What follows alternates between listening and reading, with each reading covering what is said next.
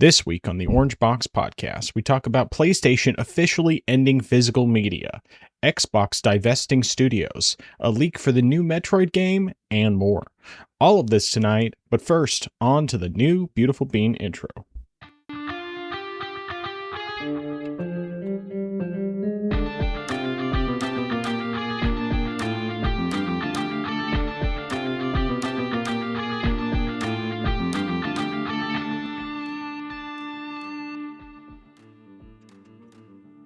Welcome to the place where PC and console gaming talk combine. This is the Orange Box Podcast, episode 144.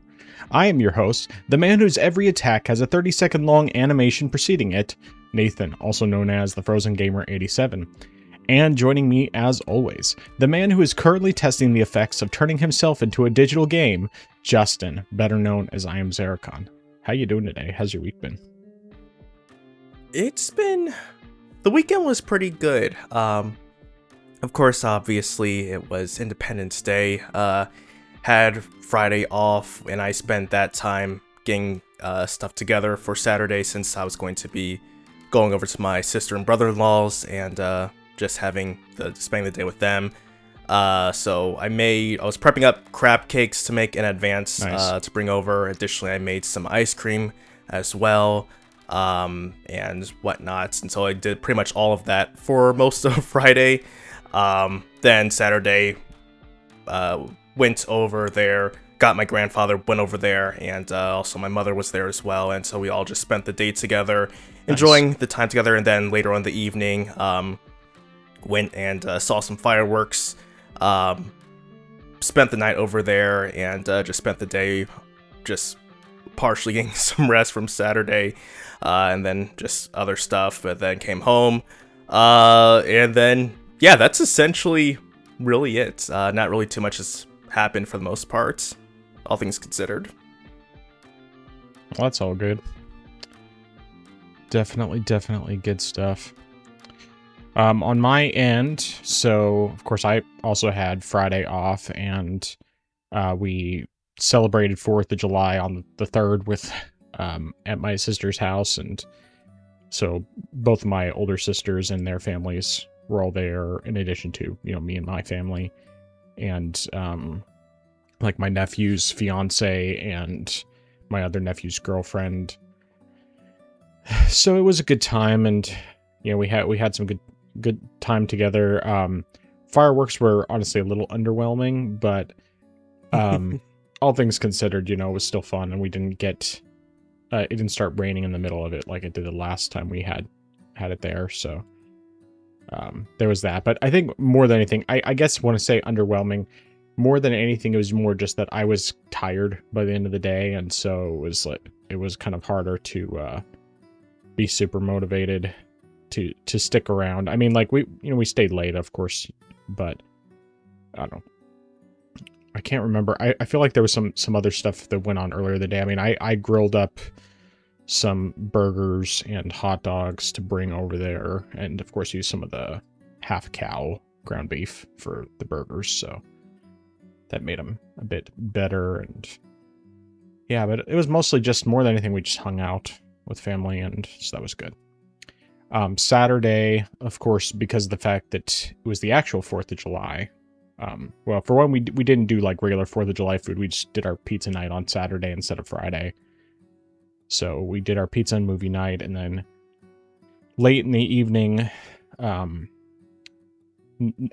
basically all the neighbors around us were doing fireworks. And so we just got our lawn chairs, sat in the backyard, and just enjoyed the fireworks. The fireworks display was pretty impressive. It was like, this is really nice. I like this. That was highly enjoyable, and we didn't have to be quite as close to the fireworks, so like, we could just see them, big ones going up overhead, past our fence and everything, and it was pretty nice. But there was all that. What was really nice, the one thing I forgot about from Friday was that I went to fix the computer at the church, because this is the computer that I had built that we were using for slides before.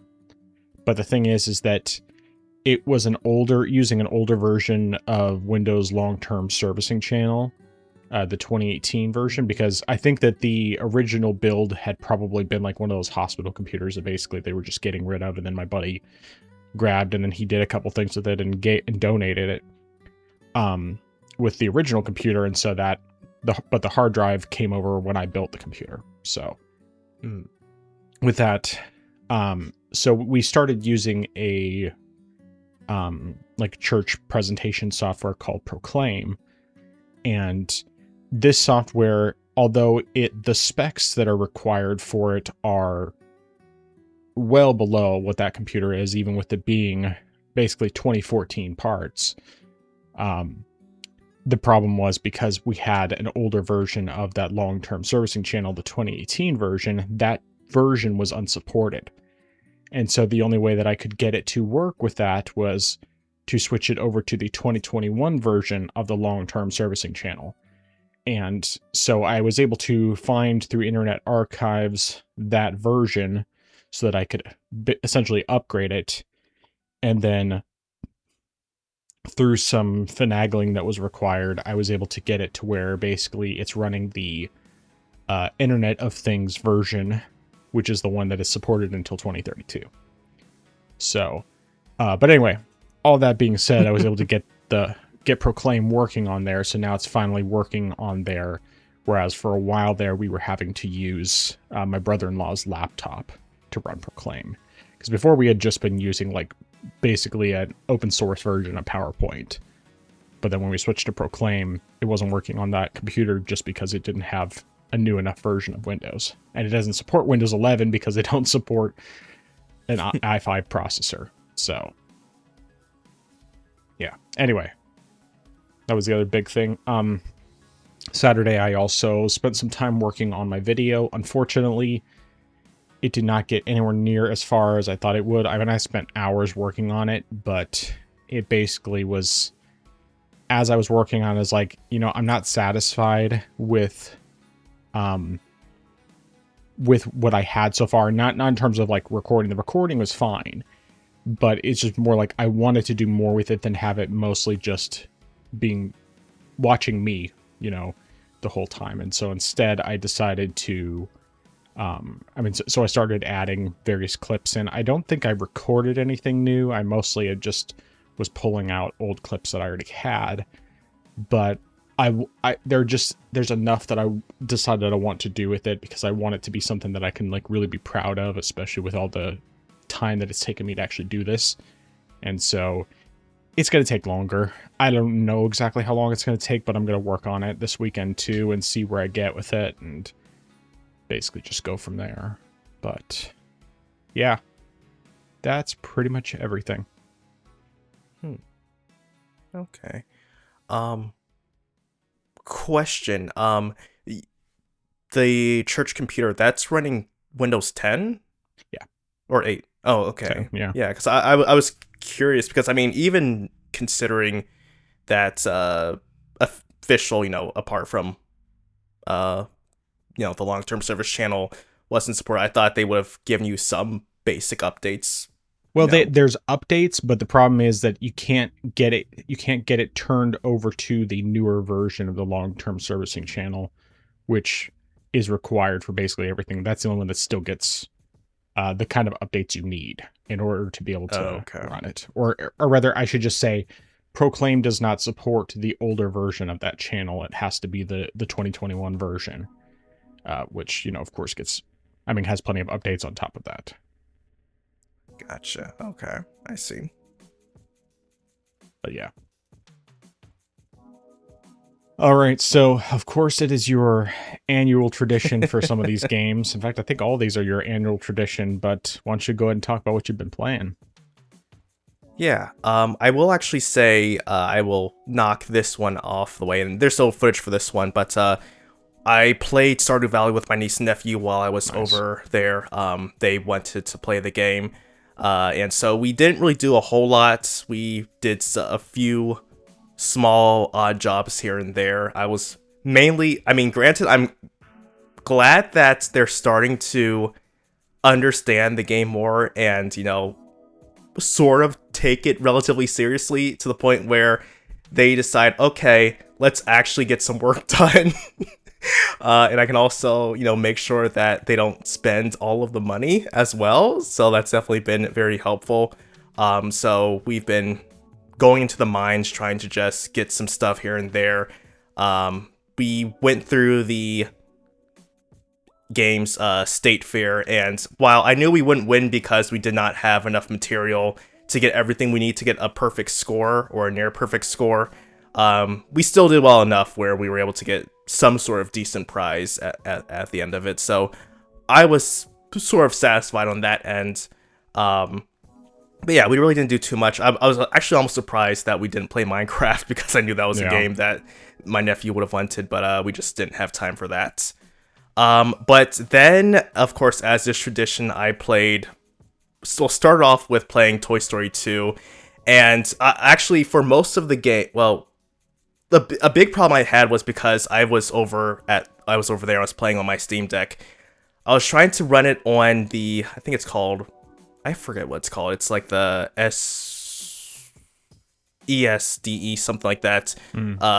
Front end emulator thing, sort of like a ROM manager. And while it worked in general, it worked for my Game Boy Advance games. For my N64 games, it just wasn't detecting the Steam controller at all, or the Steam Deck at all as a controller. It worked in the menu, but in the games themselves, it just wasn't working. And at some point, I did find that there was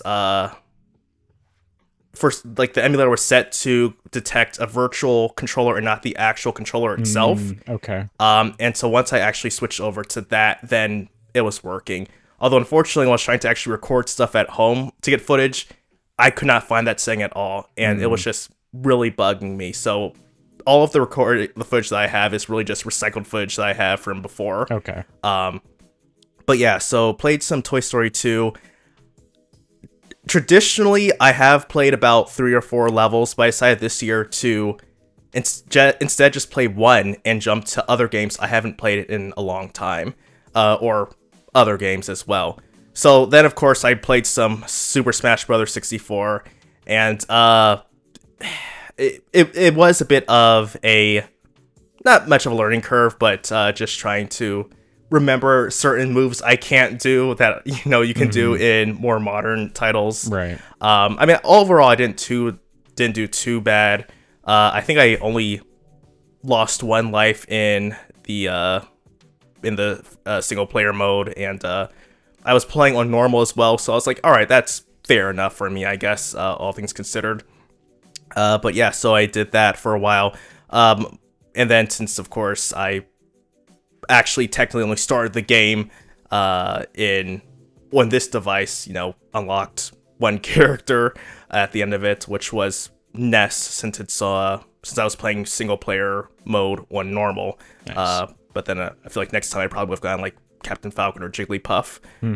But then I decided to go ahead and play some other N64 games that I haven't played in quite a long time, and these are ones that I don't have footage for.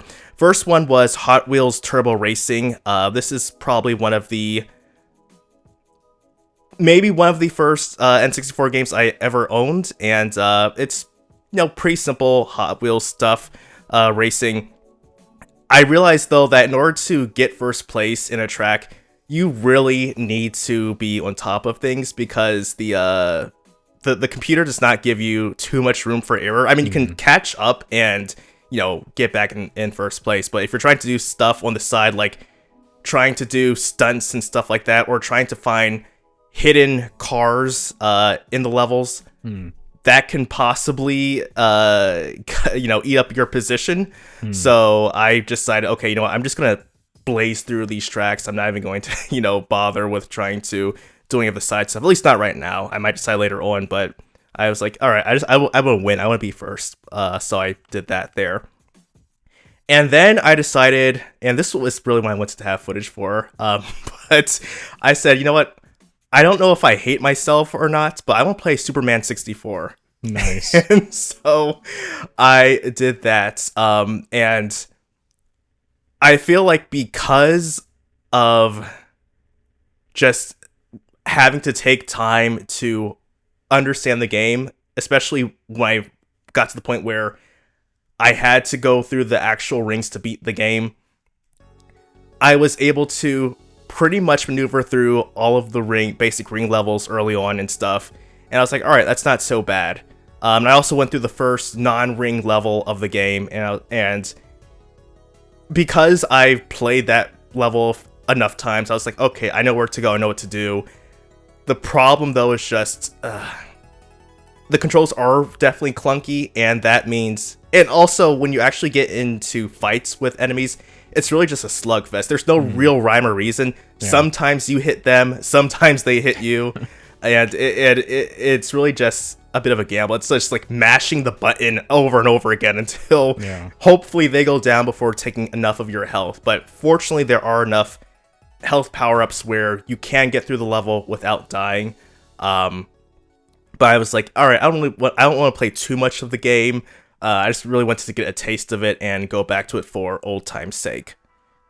And then lastly, I played Sonic Advance, and this was partially because my nephew, he has been playing a lot of games on his, like, Sonic games on his iPad, and so I said, all right, would you like to see a real Sonic game and not just a mobile Sonic game? So I booted that up for him, and then later on, I said, you know what? I really just have a hunger for Sonic Advance right now. So I played that by myself, went through some of the levels, and I enjoy the Sonic Advance games. There definitely is a bit of I wouldn't say they're hard per se. I mean, there's a bit of challenge here and there. Part of the issue I have is just that, and this I think applies to a lot of 2D Sonic games. Maybe you could also say the 3D, but I think the 3D games have their own challenges. And it's really just that sometimes you get punished for trying to go fast. Sometimes an enemy just pops up, or there's a projectile that randomly, hits you off screen. And it really is a bit annoying, just because it really throws you off. And a lot of times I try to counteract that by just constantly being doing spin dashing and being in a ball. But of course, you can't always propel yourself continuously as like you would if you're running. So that's sort of the trade-off there. But, all in all, though, I really enjoyed the Sonic Advance games. I probably only got the true ending in one of them, and I think that probably might have been in Sonic Advance 1, I can't remember. But while I wouldn't say I'm great at them, they still are fun games, and I just enjoyed going back to them, or at least going back to Sonic Advance 1 years later. And, I hope that this left an impression on my nephew where, hey, you don't have to just do the basic swiping games. There's actual Sonic Advance or Sonic games can do more than that, which makes me wonder why Sega hasn't done a Advance collection. I mean, they've done, the classic games, put them out as collections before. Of course, they've ported the adventure games, but I really would like them to do that for the Advance trilogy, because those are pretty good, fun games, and I really enjoyed them. But yeah, those are all the games that I've played this week. All right. Well, first of all, with the Sonic game, is it just me, or is the frame rate kind of slow? It's partially... I think part of it might be the fact that this was recorded on the Steam Deck, and not only that, but I couldn't figure out how to get it or do recordings on my Steam Deck, so I hooked it up to my I just docked it and hooked it up to my laptop to record, and they're definitely, and playing it that way definitely introduced quite a bit of lag. Yeah. So I don't know if playing it that way also had an impact. Okay. I know that when I was playing in handheld mode in general at my sister's, that it seemed pretty fine. It seemed a whole lot better. So it could just be the reason, the way I was recording, that makes it look real different. Yeah, I mean, I know normally the shortcut for recording is just pressing the Steam button and A. Okay. For doing it on the system, at least on mine. I think I can't remember if the default is that it just does background recording or if that you have to do it manually. I mean, mine is set to manually, but I've been, I've had the ability to record since it was still in beta. So that's, it's just muscle memory for me, but I'm curious about that. Actually, no, I'm wrong. It's wait, yeah, it is the Steam button and A is what I normally press, and then I think it's on the Steam controller. It's the Steam button and the top right, the or left L4, Steam button and L4 to start recording. But yeah, okay. Then the other question I had was regarding Toy Story 2. So next year, are you going to be playing the new version? Oh yes, I even forgot to mention that. Yeah, so I thought about this will probably be the last time I ever play the N64 version, unless I decide to go back at some point to play that version. But I know that once October or November, I can't remember when the release is, but whenever it is, I'm getting that version. That's gonna be essentially the definitive version that I play. So this is definitely the last time I will probably be playing the N64 emulated version. Nice. And I'm assuming with Smash Brothers that you're still doing N64 emulation and that you haven't gotten the PC version yet? Not yet. And that is after having some of these issues with the getting the controller to work, it really made me think I really just need to buckle down and just set up the decomps, just because I know that it'll be a whole lot better. It'll be an easier experience, and I won't have to worry about all of the issues that I could have with trying to set up the emulator. All right. Good stuff. All right, so first I'm just going to briefly mention there's two things that I literally just booted up. I didn't actually really play, and I'm only mentioning them just to add a little bit of variety because I only played one game this week, but I did boot up Death Stranding 2. Just really, it was just to get screenshots of like what the visual settings are, because it's something I was using for my video, and so I booted it up just for that. And then I did similarly with Returnal, and that one, it was actually, I was trying to fix the HDR the footage I had, because the footage I had was it was in HDR and it was all washed out, and I had changed something on DaVinci Resolve in order to fix the HDR stuff that was messing with my main video. And so then I couldn't remember what the original settings were I had in order to offset that HDR footage so that it came out looking the way it's supposed to. And so I had to go back to the game in order to just get a look at what it actually looks like, what it looks like on screen versus what it looks like in my video, so that I could figure out when I had the right color balance, basically. So I didn't really play it. But what I did play this week was, as you can probably guess, just Legend of Dragoon. That is the only game I played for the entire week, and I beat it this evening. That's why I was delayed. I ended up not even walking my dogs this evening, because it was like I was right at the end, and like I knew that the last boss fight was supposed to be a pretty long one, but at the same time I just really wanted to go ahead and finish it and watch the ending. And I mean, I still finished it a pretty good time, but unfortunately, because of the fact that it took me as long as it did, I didn't end up having time to walk the dogs. So I mean, they got a walk earlier from my wife, but I was hoping that I would get to walk them too, because I usually do that in the evenings. But all that being said, regarding Legend of Dragoon, I did really enjoy the game overall.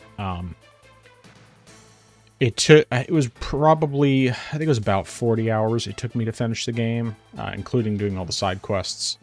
I didn't bother to like fully max out everyone's additions, and or everyone's dragoon levels, that sort of thing.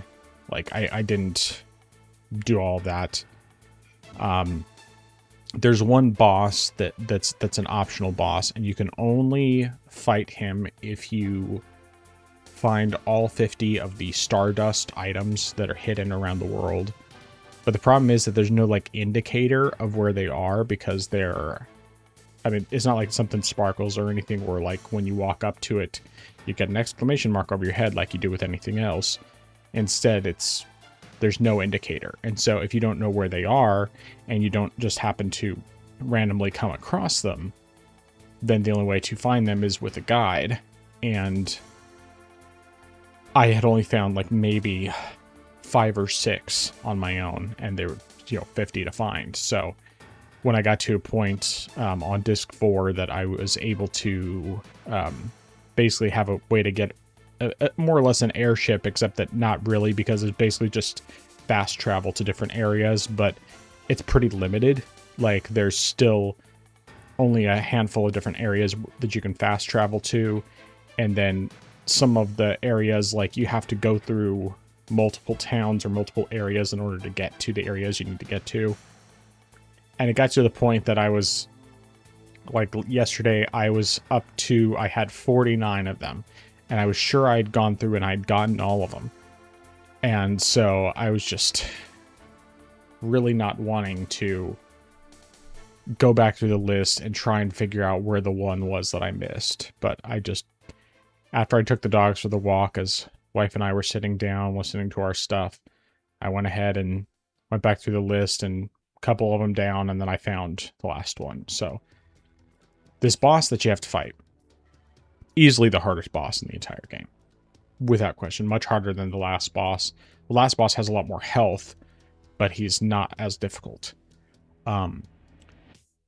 But the thing is that the best way to fight this really difficult boss, and the footage here is just one of the early disc 4 bosses, but the best way to fight this really difficult boss is you have to get a specific item, but each one of them costs 10,000 G, I think is the currency.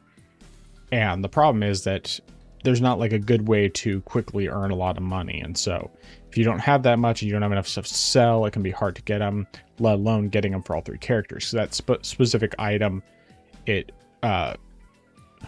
gives you like a 50% evasion rate for magic, and this boss is magic heavy. In fact, I think that's all he uses is magic, really strong magic. And then it also increases your magic defense by quite a lot.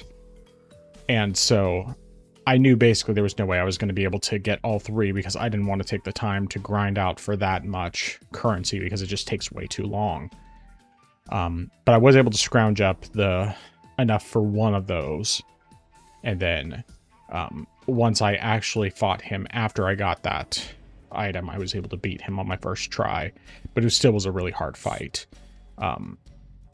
Just the guy hit super hard.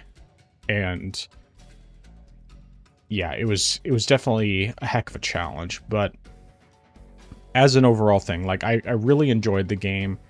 I definitely found the additions were kind of hit or miss for me. Like sometimes be like, okay, no problem, I got this. But then there's like one of them that Dart has where you have like 1, 2, and then 1, 2, 3, 4, and it's like a specific rhythm. And if you don't get the rhythm right because it's such a small window, then you miss the whole combo. Or it doesn't complete the combo.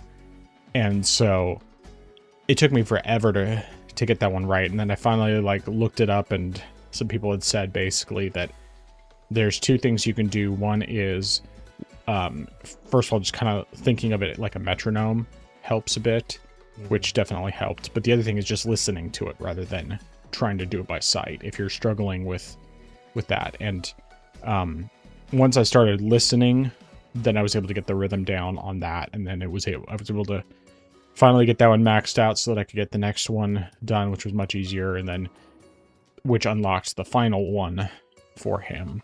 But yeah, so as far as everything goes with like the story and whatnot, it definitely got a lot better. It's probably going to take some time for me to just kind of like think about the story some more to figure out whether or not it was one that I truly enjoyed. Like, well, I should say whether or not it was good, because it's one of those where like it was good, but at the same time, I think the fact that I have seen, played so many fantasy games and everything like that, and there are enough tropes that exist a lot in other games to where maybe those things don't quite blow my mind the way they might have had I played them, long before I played so many other games. But yeah, as an overall game, like, I think it was a really good game. I'm not sure if I would say maybe 7.5 or 8 out of 10 would probably be where I would rate it. There are some areas where it definitely could use some where it would be better if they did a remake. Obviously, the biggest thing is having 60 FPS across the board. That's the number one thing. The other thing is, of course, just being able to have the full game with, more and with better visuals. Obviously would make a difference. And in general, like, I don't mind the visual style, especially like in battle. I like it quite a bit, but outside of battle, the character models are definitely lacking. And I think the thing that was probably the worst for me was honestly the full CG cutscenes, because even though with this PC version, everything else has its resolution increased, the cutscenes don't, and so the cutscenes are still like 240p, and so it can be difficult sometimes to play that and just deal with how low resolution those are. And one thing was like the ending, and this doesn't spoil anything, but like so many other games, it just has like scenes of things that the characters are doing after the end of the game. But because of the fact that is a pre-rendered thing, it's basically using the normal character models and stuff, doing stuff. But because it's all pre-rendered instead of being rendered in engine at the time, it's all very low resolution. And so like everything's super blurry in those, and it's like I could basically tell what was happening, but that's definitely one of the things that always ends up being a weakness about going back to these games so many years later. And there's like one thing with the ending that I wasn't entirely clear what exactly happened, and so that's something I need to like look up and see. Is there some answer? I mean, like, I kind of have a guess of what it was trying to say happened, but I'm not 100% clear. Just like an after credits thing. And of course they never made another game, so it's I mean, that's what it is, but yeah, I really do think that this was worthwhile to play. I'm glad that I finally got to it after all these years, and I don't know if I'll ever play it again necessarily, unless they do a remake and it comes to PC or is eventually emulatable on PC, but I don't expect either of those things to happen. So if they ever remake the game, I would probably play it, assuming I don't need to buy a PlayStation to do it, because I'm not going to buy a PlayStation to do it. But otherwise, I don't know that I would ever necessarily go back to it. Which is part of the reason why I made sure to do all the side quests, because I just figured, this is probably going to be a one-time playthrough for me, especially because there are just aspects of it that, as much as I like it, there are things that are just a little, janky for it being a PS1 game. And I just have too many other games to where I don't know that I'll ever come back to it. But who knows? Maybe I'll change my mind in the future. I'm just leaning more towards, unless there's like a full remake, I probably won't come back to it. But that's not to say that it wasn't good. There are plenty of great games that I've only played once and I will probably only ever play once, and it's just because, you know, I don't always want to spend another 40 hours to go through a game over again. So, but yeah, that's everything. All right. So a couple questions. Obviously, this is related to Legend of Dragoon, which also glad you enjoyed it. Glad you finished the game, and definitely understandable as to why there was a bit of a delay tonight. Would you go back and play the game again if they finally implemented that 60 FPS with frame rate within the battles? I probably not. I mean, like, I might go in just to test it out, just to check out, you know, how it is with the higher frame rate, because I'm sure that's better, but I don't know that I would necessarily want to go back and replay the game, at least not for years. Yeah, I like I said, I think more likely than not, if I was going to replay it, it would have to be a remake. Okay. And while going through all the side content, was it just pretty generic stuff, or was anything annoying, or was it just fairly run of the mill? Trying to think. Well, honestly, yeah, I mean, tracking down all of those Stardust pieces was kind of annoying, but that was more just because I hadn't been doing it as I was going through the game, and so I had to do it after the fact. I mean, I could turn off random battles, which certainly helped. Because at times I would have the random battles on the whole time, because I'm like, okay, this is a way that I can work on my additions. I can level them up. But then other times I just was over running into enemies, and so I'd just turn off the random battles, especially like when I'd be out on the world map trying to figure out how to get to an area that didn't have a fast travel point right next to it. And the looking at the world map is not particularly helpful in game, so yeah. Turning the random battles on and off, that's part of the recomp, or was that the original it's game? A recomp thing. Okay. There's a lot of different things you can do with that. I mean, some of the other stuff that I didn't mention before, like, of course, you can change the frequency of random battles. You can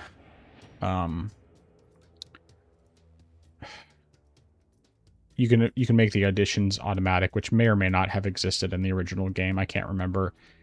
Initially, I had only made them automatic for the Dragoon attacks, and for the most part, that's the only thing I kept it to. Oh, you can set the like when you're using magic items, you can set it so that instead of mashing the button to increase the damage, you just hold it down, or it's just automatic. I'd never changed that one, but you can, and there's various other things like that you can do. Okay. And then just one last question. So I guess without going into too big of a spoiler territory, was the game implying that there would have been a sequel or could have been a sequel? I don't think so, but I would say probably not. It's just more. Well, I think if I said anything, it would be a spoiler, but just basically like just something that happened post credits that made me wonder what exactly happened. So okay. That's all I can say without spoiling anything. And I know that you'll probably never get around to playing it, and it probably doesn't matter all that much, but at the same time, for anybody who's listening who wants to play it, I don't want to spoil it. So. Fair enough. All right. Well, I guess that, with that all being said, let's get into the news. So, we got some pretty big things that happened this week, but I think first and foremost, because we were already on the topic of a PlayStation game, we've got to talk about what PlayStation is doing. So, first and foremost, we'll just mention this because this one I think is less of a big deal, but is still important. We'll just at least mention it, regardless of how much we actually talk about it. But PlayStation has said that starting this summer, they are going to be shutting down the PS3 and Vita stores. So the online stores for both of those, which previously they had said they were going to do it back in 2021. They got a bunch of backlash, or more likely than not, they just got a bunch of people buying a bunch of games, panic buying like me, and they decided to keep them open, and so then they stayed open. But they're going to start shutting down in August of this year, I believe, in some countries, and then for the US, they will be shut down July of next year. I think it's the end of July next year is when it will be officially shut down for both of those stores. But the bigger news is that PlayStation has said that beginning January 1st, 2028, they will be ceasing production of physical games. Now, from the wording, it sounded like that they're still going to be working with retailers, but I know that they don't sell digital. They don't sell game codes. Like, you can't buy a card with a digital code. You can't do that anymore. They don't have that option at stores. They haven't had that for a long time. But based on the wording, it sounds like they will still sell the boxes, the physical boxes, but they won't be selling. But those physical boxes will just have a code in them, and that's it. There won't be a disc anymore. And presumably along with that, there will not be a disc drive on the PlayStation 6. They didn't confirm that, but they definitely... I think the implication is pretty clear there, that is the idea, that they're not going to have a disc drive on the PlayStation 6. Now, it's certainly still possible that they could have an optional disc drive, and that would basically just be a way for people to play their PS4 and PS5 games. But they haven't said one way or the other, and since they're not making games anymore, or they're not going to make physical games anymore, they're only going to have them digitally on the PlayStation Store. It's pretty safe to assume that they're not going to have a disc drive on the PS6. I will say that the backlash has been immense across the board. However, there's definitely a civil war going on between different segments of the PlayStation fan base. Both those, even on the fanboy side, who are against this and have been speaking out against it, and some of them even saying, if PlayStation's going all digital, I'm just going to switch over to PC because then at least I have more freedom and more options and that sort of thing. But then you have the other PlayStation fanboys who are quite obviously defending it because everything has been going digital anyway. So, I have a lot of thoughts on this, but I'm going to let you take it away. Well, this definitely was not news that I would have predicted, and for multiple reasons. I mean, first off, I didn't think Sony would be more or less essentially the first of the big three to say, we're not making any more physical games. Like, I did not expect that to be coming from Sony. Xbox, maybe. I could definitely see them saying that. But Sony saying, hey, we're halting production altogether, that was not on my bingo card. And additionally, I thought while we are in that sort of transitional period where even if it isn't now, eventually consoles will be digital, I would have thought maybe we would have had one more generation where it was like, okay, it's going to be another mix of physical and digital. Yeah. And then the following generation, then it would be all digital. But to have it sort of happening now is just very surprising to me on that end. And I mean, it's also, I think it's really just, it's just a double whammy too, because think about the fact that when the same day that Sony says they're not making any more physical games, they also say, hey, we're shutting down our digital store for these other consoles, meaning that unless you have digital, you can't buy them anymore. And sure, of course, you have a year, and if you unless you live in, I think Latin America, yeah, essentially like Mexico, Honduras, Nicaragua, they'll shut down, next month. But you have pretty much the end of the year for Latin America and Middle Eastern countries, and then next July for everyone else. You do have time, but at the same time, you're still shutting down the store.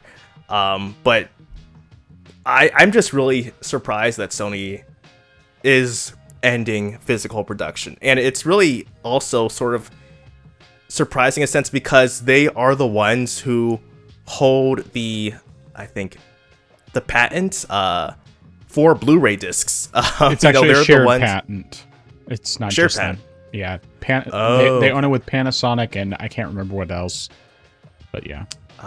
Okay. Well, I guess that sort of makes things better for people who, I guess, outside of games would like to have a disc. But it's really just a surprise that someone who is a key figure in Blu-ray manufacturing is deciding, hey, we're gonna stop manufacturing Blu-ray games, right? At least for our consoles. But additionally, I've also heard that. Well, I've heard that they've already been starting to reconfigure like those factories and facilities to make them for, I think, micro lenses, which I've heard mixed things. On one hand, I've heard people say that they're possibly being used in VR tech, but for most of the other stuff I've heard, it's for AI purposes. Yep. That's obviously what it is. Oh man. That is really I guess a major slap in the face and any other type of insult to PlayStation gamers. But I would probably say just as shocking is the amount of backlash that it has gotten from the more hardcore PlayStation fan base, because I have seen PS fanboys speaking out against it, which I am pleased. I'm kind of bamboozled that it's taken this long for them to speak up against Sony and saying, hey, this is anti-consumer. And it's like, you could have stepped in any time, but you decide now is the point you want to do it. I mean, speaking up is speaking up, but still, I've seen that Sony has been community noted on their Twitter/X page, and that they even went radio silent for multiple days, which which I heard that the last time they had this backlash of this magnitude was, I can't remember, but they had another PR nightmare where they just like went radio silent for a while, and there is a there is a petition to keep the discs still being manufactured, and I do not want physical to go away, even though I obviously don't have a PlayStation or a console for that matter, apart from some handhelds, but it's really just weird. I really want this. I would like Sony to backtrack, but at the same time, I am not certain if they will, because if they've already had a process set up to transform these Blu-ray factories into making micro lenses now, that's a whole lot of time, money, and management, and I don't think that I just really cannot see them backpedaling from this. Yeah. Now, could they still make discs for third party developers? Sure. And I think they also said in the or at least in the initial blog post that for any game that has been made before 2028, those will still be considered for support and manufacturing after that cutoff period. So, if a game came out in 2027 and it had a physical release, it can still get physical releases after 2028, but it's sort of like after that point where it's like, that you're probably not gonna get a physical release at that point. Yeah. But additionally, this is something that's, and I thought about, it impacts a wide range of just businesses as well, because you have the companies that make physical game. Well, I mean, not make physical games, but they physical releases like limited run, strictly limited, super rare games. Mm-hmm. They have made physical PlayStation releases for smaller games or indie games that generally wouldn't have received a physical release. Yep. And something like this is really going to hit them hard. Because if you can't make a physical game anymore, then it's like, well, what do we do now? We have no business, essentially, more or less. So it's just gonna be really weird. And I've definitely seen people also say that already as a result of this, prices for PS5 games are starting to just go up on the used market, which, it's gonna be very interesting to see, especially for people who are trying to, either getting late into PS5 or trying to start some sort of collection. It's going to be brutal. But yeah, that is essentially everything that I had to take away from this in my notes. I still might have something pop up in my head later on, but go ahead and take the floor. Well, let me just try to piece my thoughts together, because there's really a lot that's been going through my head about this. Now, the one thing I will say that is better than I originally thought. So my original thought with this is that with them not producing physical games anymore, that meant there would no longer be boxes in the store, even that with a code in them. Now, personally, I wouldn't be surprised if that's very short-lived that they even have boxes in the store. But, at least initially, it seems like there may still be some of that, which enables there to be some competition on pricing. Because without those, there's no competition on pricing. Sold through one store only, they can charge whatever they want. It's the only place anyone can get their games. That is a problem. However, at least as long as there's still physical boxes being put out for games, that does enable retailers to have competition against Sony, so people can at least get that. However, it does completely eliminate the used market for PlayStation 6 and anything that's released in 2028 or later. There will no longer be a used market, which means if people want those games, they have to buy them on PlayStation, or if they have the option of a code in a box, they have to buy the code in the box. And I hope that there's at least some of that available. I mean, a code in a box sucks. I mean, it really does. A code in a box is the reason why I stopped trying to buy physical games on PC. And I'll show you what I'm talking about. 1 second.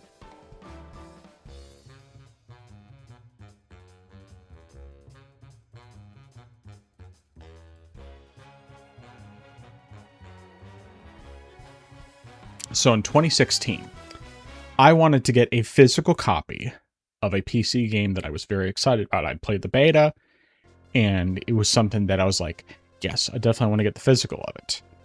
Mirror's Edge Catalyst. And guess what was in the box? A code. No disc. At that point, I knew physical games were over on PC. And actually, I guess it already says it on the front of the box too. Download only, no disc included.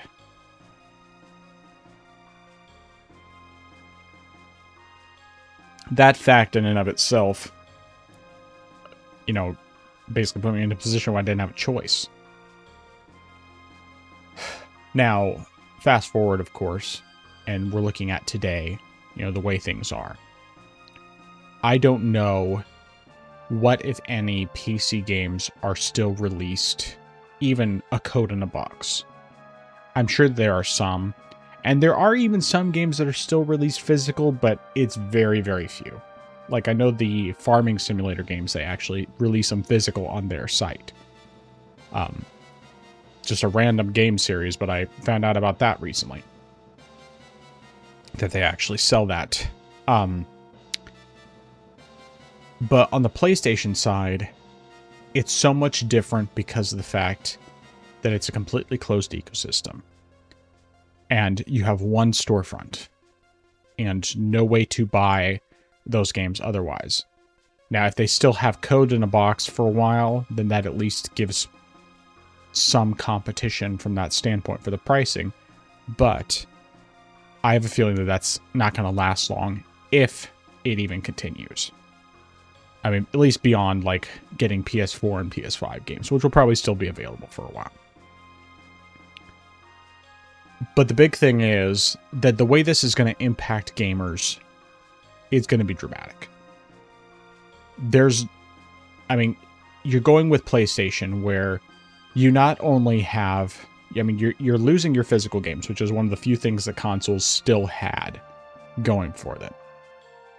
You are losing the ability to, well, because you're losing the physical games, of course, you're losing that choice for people who prefer to have physical, who prefer to actually own their games as much as they possibly can. So you have a closed ecosystem where you can't own your game at all. They can get rid of your game, they can revoke the license and revoke the game from your library anytime they want. Or if some licensing thing gets messed up, like with the recent movies under, I can't remember the publisher, the studio. It's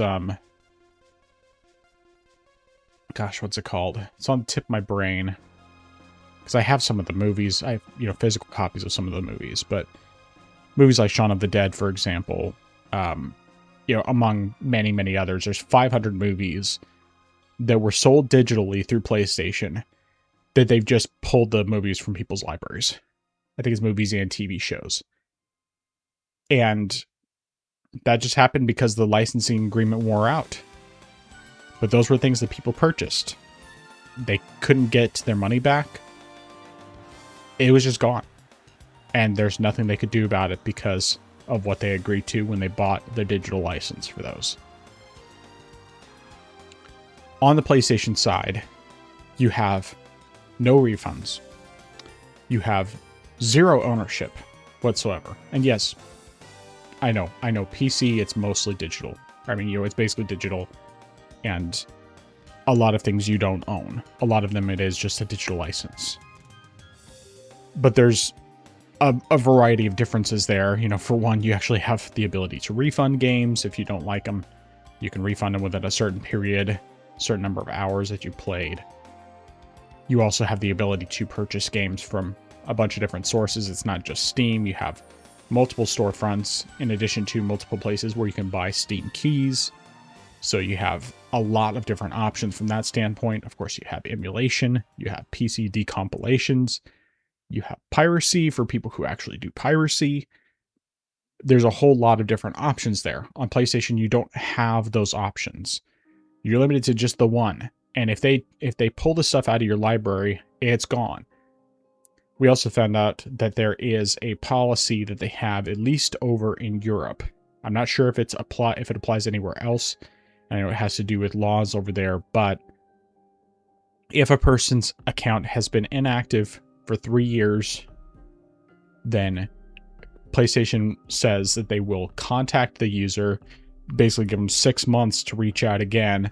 And if they don't reach out within those 6 months, guess what? Their account and everything they purchased is gone. Completely gone. And while for most people that's not really going to be an issue because they could just log in from time to time, it's not going to be a big deal. There can be situations where someone might not have access for years, or maybe they've just been in a spot in life where they haven't been able to play for years. It just hasn't been realistic. They haven't been able to log in, they haven't been able to do anything. And if they come back after however much time they've been away and they didn't do anything to keep their account, if they haven't gotten the word from Sony, they never reached out back, all that, whatever the reason might be, those games are just gone. All that money they put in is gone. There's nothing they can do about it. And I think on the Xbox side, it is if you have an account and it's inactive for 2 years and you have no purchases on the account, your account can be deleted after 2 years. But if you have any purchases, then they won't delete it. On Steam, I can't even remember what it takes, but it's like something insane. It like insanely I can't even remember what it is. I think it's basically like if you get your account completely banned somehow, which is really hard to do, then you can lose your account. But I can't remember exactly what the terms are for that one. I just remember specifically what it was for the PlayStation and the Xbox side. And of course, Nintendo, they can ban your system, and I can't remember if... I think that they would ban your system, but it's a system-by-system thing, and so, like, if your system gets banned, you can buy another system and still have access to your games, but anyway. All that being said, the biggest issue with all this is just that it's taking away people's choice. They don't have the ability to buy physical. If they want to buy physical, they have to buy digital, and because of the fact that they're limited to the single storefront, if it comes to a point in the future, which it probably will, that the code in the box is not even available anymore, there's zero competition for Sony on that side, and they can charge whatever the heck they want for every one of their games in their store. And players just have to deal with it. Now, with all this backlash, the one response, quote unquote, that we got from Sony is that they've been offering the people who have been trying to cancel their subscriptions or have been canceling their subscriptions through the app, through the mobile app, have been getting offers anywhere from 20% off to 50% off for a renewal of PlayStation Plus. So PlayStation's offering these discounts in order to keep people. I don't know how much of that was in response specifically to mass cancellations versus this is something they've done in the past. I couldn't tell you for sure because I canceled mine back in 2020. And so I haven't had PS Plus in a really long time. But yeah, I feel like when I canceled my Nintendo Online subscription, I mean, yeah, it's still, like active. I think it was active through like February of this year, and I canceled it before it renewed. And I'm pretty sure they didn't offer me any discount to renew. So that shows kind of a difference. And so that may be something they're doing, but like you said, I think that probably they're at a point where they can't just reverse course. It's too late for them to do that, especially with all the ways that they've reconfigured the factories to be doing these AI lasers. How come you don't have a laser, Woody? It's a little light bulb that blinks. What's with him? Laser envy. But I don't know. This is definitely something where this is something that anyone could see coming. I mean, like, we all knew this was going to happen eventually. But PlayStation being the first to do it, it just shows their arrogance. They're at that point where they're arrogant Sony again, like they were back in the PS3 generation. But they're not likely to go on stage and apologize and reverse course. They're not likely to decide, okay, we're going to drop the price and so on and so forth. So what is this going to mean? I mean, like, what are they going to do with this? Now, I would love to believe that they're going to maintain, consistency with their sales and that sort of thing, where they actually have decent sales here and there. Sometimes, really good sales on games, so on and so forth. And that basically the only real thing that's going to change is that now they're not going to have physical games. But I don't believe that's going to happen, especially because they will essentially have a monopoly unless the cases with the code in the box continue to actually sell, which honestly, I don't think a lot of people would buy a game case with just a code in the box. Unless they saw that was a real option as far as cost goes. But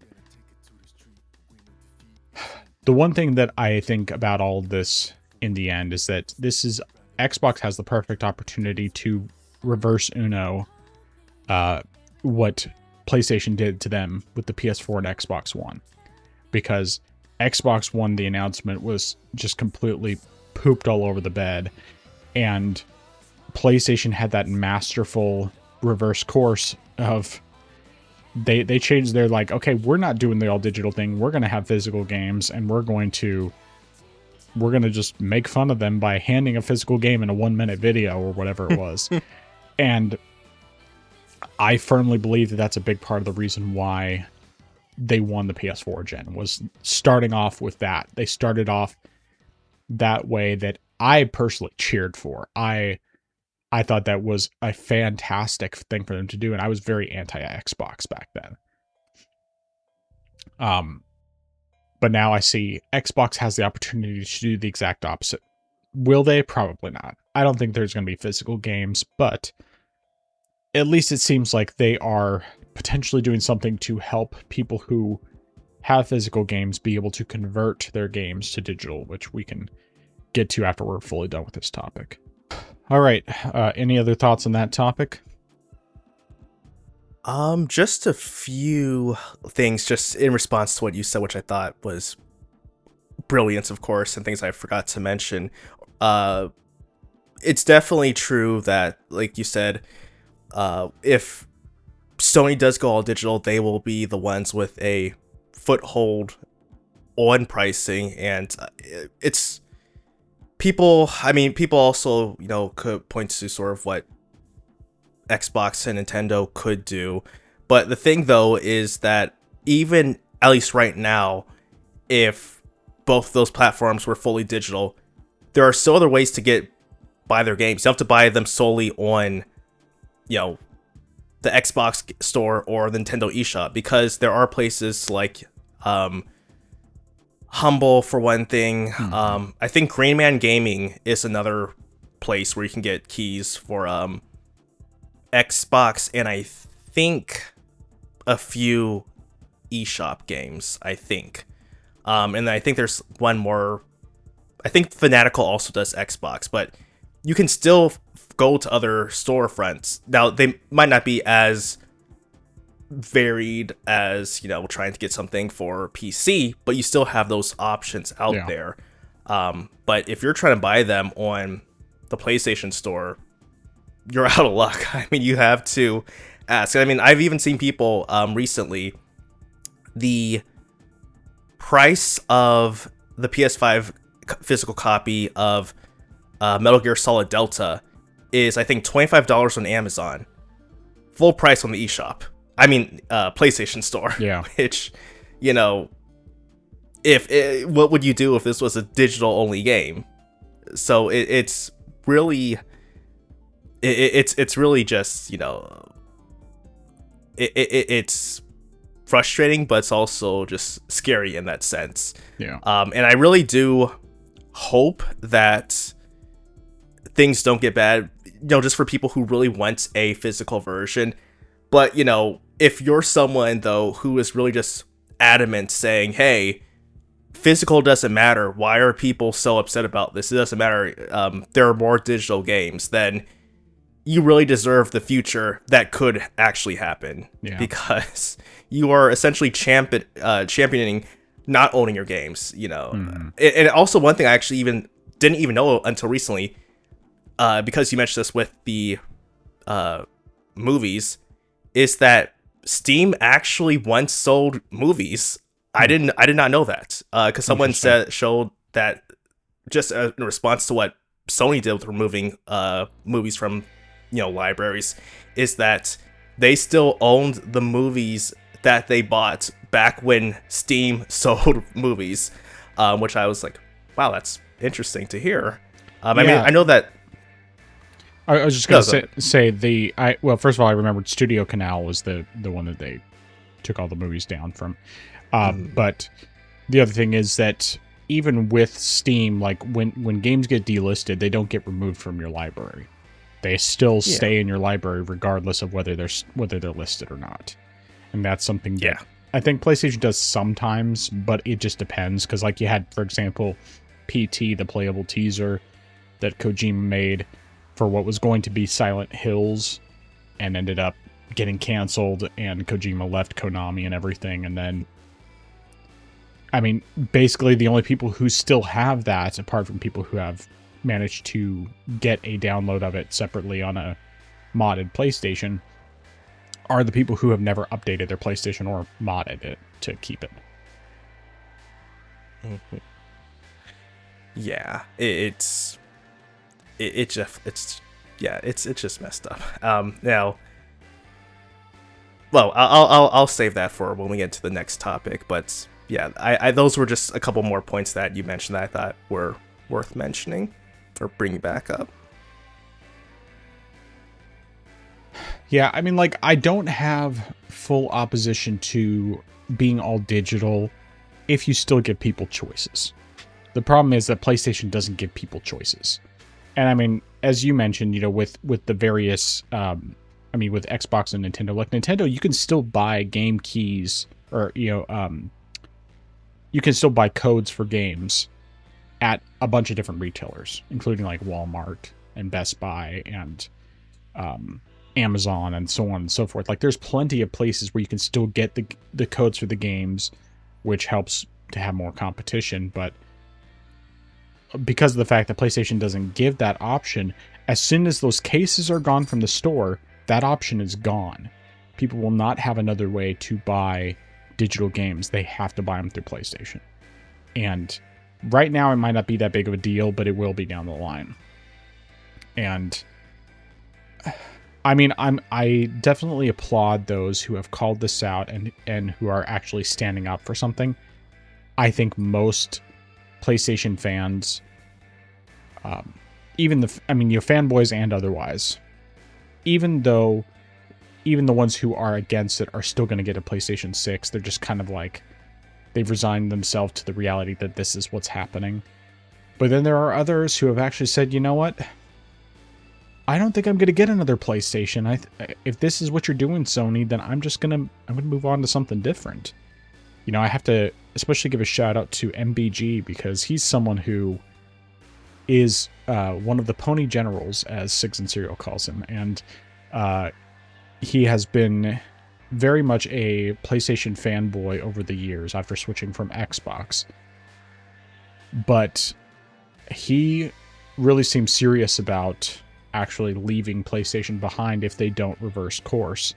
And I hope he sticks to it, because I gotta be honest, I was a bit skeptical, but like, I given him credit. If he actually does it, more power to him. You know, you can come over to PC, just you gotta leave behind your console mentality and accept the greatness that is PC. And understand why it's called the Master Race, why it's jokingly called the Master Race, but it's still, you know, PC is great. And even with it being digital only, you have so much freedom, and there's so much you can do, and so many different places you can get your games, and so many cheap games, and it's just chef's kiss.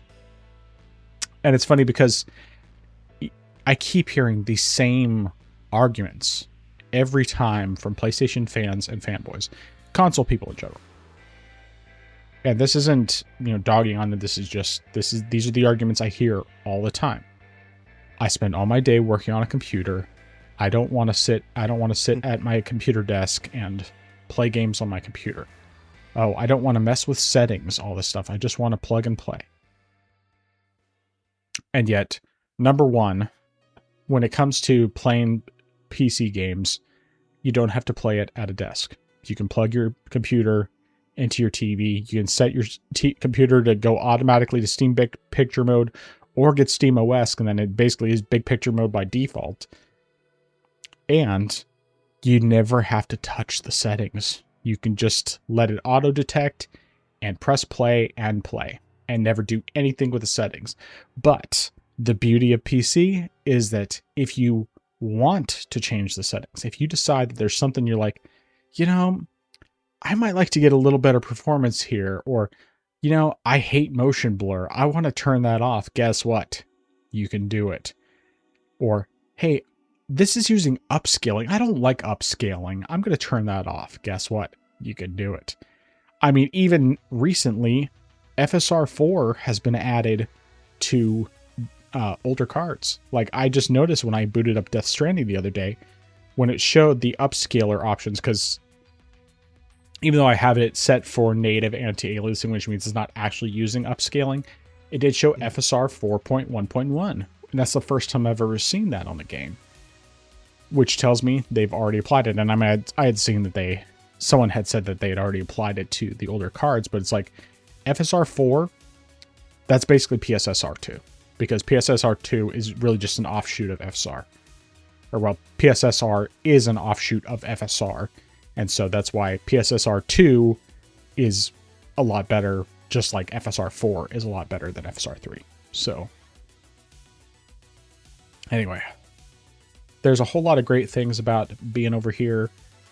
And, you know, there's one guy I'm talking to who's, he's definitely worried about the console prices next gen, and was asking about, you know, would it be possible to build a PC that would last me 8 to 10 years? And I don't have to mess with it all. And kind of got into the weeds a little bit when me and another guy who's another PC guy, we got into it a little bit, and just kind of like, I mean, you're mentioning all the different things about what could, the options you have and that sort of thing. And the console guys is just like, I don't want something where I have to upgrade all the time. And so I reassured him, you won't have to upgrade. You never have to upgrade. We could get you something built that would not require a single upgrade. But if you ever decide you want to upgrade, you can just do it when you want to do it. And most of the time, it's just plugging something else in. You might have to pull something out and then plug something in. That's mostly what you're going to have to deal with. It's really only if you want to replace anything as far as like the CPU and that, which may or may not be an issue, depending on the motherboard. But, you know, it's like there's this mentality that, oh, you have to upgrade all the time because there's all these new parts always coming out. It's like, no, you do not. You should not. The only people who think that they have to do that are people who either have never been on PC or have the console mentality where they think they always have to have the latest and the greatest, which is not the case. My kid's PC is basically a 2018 build. The graphics card I got in 2019, but it's a 2018 graphics card. I built that in 2018, 2019. I mean, 2019 was when I got the graphics card. 2018 was when I built the rest of it. And that PC is still working great. Even after having pulled 32 gigs of RAM out of it so that my nephew would have some in his PC. It still runs great. It will still run every single game, and it's an old PC. Now, of course, my computer is much stronger, even with my graphics card being outdated. And I'm not going to have any problems running anything for a long time. But the beauty of PC is that you don't have to do upgrades unless you really want to. And if you want to, you can. And if you don't want to, just keep using what you have and you'll be golden. But fear-mongering, fear-mongering, fear-mongering. And it's just constant. And I don't care if people want to play on console. But stop talking like you know what you're talking about with PC, because you don't know what you're talking about. And it seems like, I mean, like the people that I've talked to that have played on PC in the past, almost all of them, it's like, oh, I played it on PC back in like the, mid 2000s to early 2010s. It's like PC games change a lot since then, and it's gotten a lot better and simpler, and it's glorious now. But like, I get it. You don't want to spend all your time sitting at a desk. That's fine. Personally, I prefer playing on a monitor over a TV. I don't like playing on a TV anymore. Ever since the first time that I plugged a console into a monitor, I was like, oh my goodness, this is so much better. This monitor, the game looks better. I remember very distinctly, I plugged my PS4 into my old Dell 1080p 60 monitor, and just to play Destiny 1. And even though it was the same, 30 FPS locked frame rate and everything else, playing there compared with playing on my 55-inch TV, which is also 1080p 60 hertz, it was just night and day difference. I could see the details so much better. Everything was just so much nicer looking. And I was like, why haven't I done this sooner? And I mean, for a bit, I still, would hook consoles up to a TV, and especially because I had surround sound. And I think that was the number one reason why I kept doing consoles on TV for a while, was because I had surround sound. But I don't have that anymore. And so now it's like, I'd much rather just play on my monitor. It's so much nicer, and I can see everything very clearly, and it's plenty comfortable enough. And then the times when I don't want to sit at my desk, I have my Steam Deck. I also have my laptop, and both of which can do what I need them to do. Even if I'm not playing exactly the same game, I can still play something. And that's the beauty, is that with all these games, even though I have multiple devices, I can play the same game on multiple devices. And it doesn't matter when I bought the game, I'll be able to play it for years and years to come. I don't have to worry about backwards compatibility ever. I mean, maybe 30 years from now, I won't be able to play something that released in the 1990s, but right now I can. And if I really want to, I can do that. I can emulate stuff. I need to stop talking about this because I obviously went off on a tangent. So, let's move on to the next topic. So, you want to talk about what Xbox is doing with their testing. So, Xbox is also delving into the digital side of things, although this is a bit different from what Sony's doing. So, this is coming from a report from The Verge, and essentially, what they're doing is working on a well, right now this is just something they're testing and doing, but they're working on a disc to digital feature that digitizes a physical copy of a game. It works with Xbox One and Xbox Series games. So 360 and original Xbox games aren't supported, at least as of right now. And essentially what this does is it allows you to create a digital version of the game, and it's part of a digital entitlement that is specific to that disc, and you can move it from account to account if you are swapping or trading discs with someone. The discs will still work, or reportedly will still work after being digitized, so it's not like you can, oh, I made my game digital anymore, now I just have a coaster anymore, so it still works. And the digital copies will only lose digital entitlement if you loan or sell the disc to someone else. So that's how it works. I'm not entirely certain, or at least there aren't too many details that I see right now that say whether or not this is something that requires you to periodically, check, put the disc in to see if you still are the owner or not. That part I don't see. But yeah, that is what Xbox is cooking up right now. This hasn't been confirmed whether this is something we'll see right off the bats for Project Helix, but I think it's very likely that this is something that we will see within that time frame, possibly even sooner. Now, I of course have some thoughts on this, but what do you have to say about this? Well, I definitely think that this is probably one of the best things that they could do. I think this is significantly better than Nintendo's key card situation, because the key card has no information, nothing on the cards. It's just, this is a key so that you can download the game. But in that case, it's taking your physical disc, which actually still has all the information on it, and then allows you to have a digital copy, which the license of which can be transferred if you sell that physical copy and someone else has it. So, the DRM side of things makes me wonder, okay, like, is this going to be, could this end up being an issue? That definitely could be. But overall, I see this as a much better way to do things than at least what Nintendo's doing. And obviously, PlayStation seemingly not going to have is seemingly not going to have any sort of physical games or, any disk drive on the PS6, which makes things more challenging from that standpoint. Now, if the PS6 ends up having a disk drive and then they end up doing something similar, then great. At least they're doing something for their customers to make it easier. But honestly, I wouldn't expect that.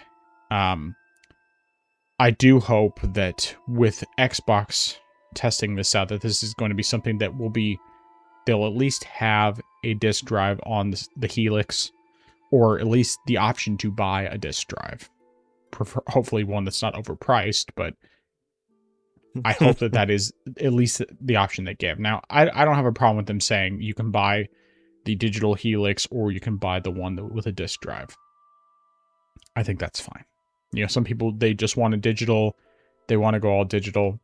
That's all well and good. At least with the Helix, you're going to have access to Steam and other PC storefronts. So it's not as though you're limited to, even if they go all digital, customers are still going to have plenty of choice on that front. And of course, Xbox keys can be purchased in a variety of different places. So from that standpoint, it's all good.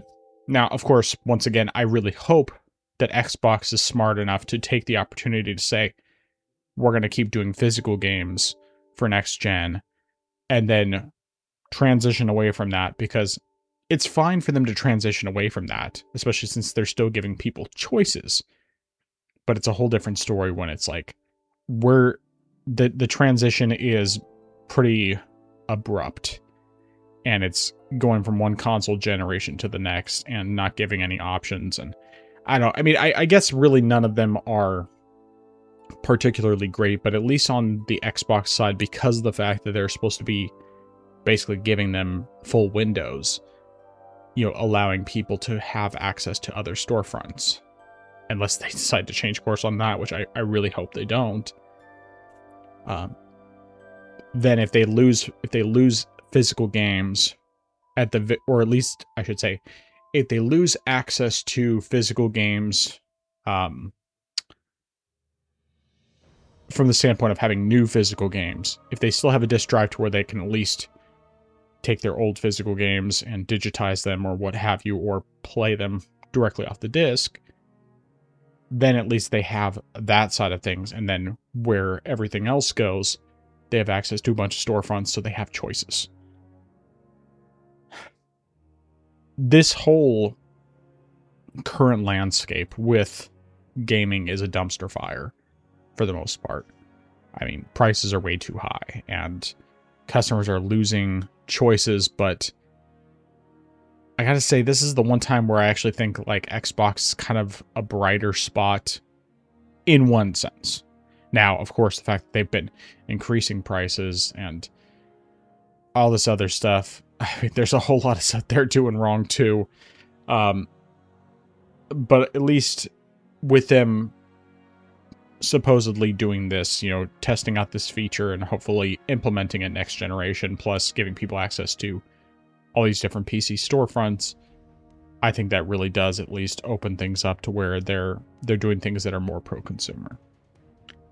And who knows how long that'll last, but I'm all for it as someone who believes that you should really give customers as much choice as you can.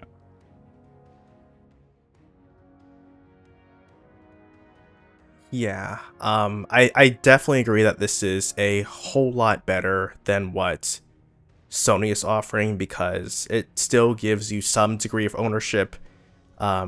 Because even if you say don't have the digital copy anymore for one reason or another, you at least still have the physical disc. So it's not like you are out of something. It's, hey, I have the physical copy, I want a digital copy to transfer over. Now, of course, again, like I said, if this is something where if you sell your disc or whatnot, and it's something that you need to verify that you still own the disc for whatever reason, then you're kind of out of luck on that end. But it's at least it's something where I'm hopeful that this is a positive thing. And also think that with this, I think this implies that the Helix will have, or at least will have a edition where there's a disk drive. Because I don't think there's a reason why you would. I mean, Microsoft could just say, "Hey, we're implementing this feature with the Series X," and so that way, if you want to ahead of time, just go ahead and transfer your games to your Microsoft account. So that way, when you get a Helix, those games will be there for you. They could be doing that, but I really don't think that's something they could be doing, just because you're really just. I feel like that's just too many things you would need just to have an Xbox Series X just to get those games over to a Series, or get it over to a Helix. Yeah. So I think there will be that option. Now, following that generation, we might not have an Xbox with a hard drive, disk drive, even if, assuming of course there still is another Xbox after this generation. But at least they're giving us something. Now, on one hand, though, I feel like Microsoft is kind of like AMD, where in spite of every great layup that their rival gives them, they still find a way to never miss an opportunity. Yeah. So, Microsoft could fumble this. They could, mess up something that Sony has set up for them, but I still think that they should be competent enough to not mess this up. I have enough. I'm willing to have enough faith that they'll be able to pull through with this. And I mean, all in all, I think this is a great thing. Like, unless there is some sort of DRM, I really see no downsides to this at all. Which, and like you said, even if they are going all digital, as long as they have full Windows, they still have other places to get games. They still have Steam, they still have GOG, they still have itch.io, they still have, if they're, masochists, Epic Game Store. They still have those options, but I think this is pretty positive stuff here. So I'm pleased with this. I think this is great.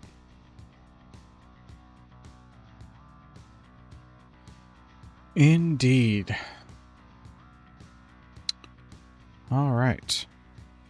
So we have some more Xbox news, which is kind of a mix between good and bad, but overall I think is actually pretty good. So Xbox, of course, we had the rumors a while back that Xbox was going to be potentially closing multiple studios, doing a bunch of layoffs, but there was the possibilities that they could have these studios divested, and that just basically they'd be allowed to continue on their own or be sold to someone else. So the layoffs are dramatic. Asha Sharma has announced that they are going to be laying off 3,200 people in this new fiscal year. And as far as I know, their fiscal year just started July 1st, so they've already laid off 1,600 people. As far as the studios go, they are letting them go, but they're not closing them. So, they are either selling off or releasing the studios in one way or another. So Psychonauts studio Double Fine, as well as South of Midnight developer Compulsion, have been released from Xbox Game Studios and allowed to continue operating as independent developers, and they are going to be able to keep all of their IP. So they don't have to worry about Microsoft still owning any of that stuff, which that's one thing. Then Ninja Theory, which of course made the Hellblade games, as well as Senua that was recently announced, as well as Undead Labs, which recently showed off State of Decay 3, have been sold, but they have not. Xbox hasn't given hasn't confirmed details yet on who bought them. Mostly just because the deals haven't been completed yet. And then finally, this one was the one that I was more worried about, but am kind of relieved to see the results.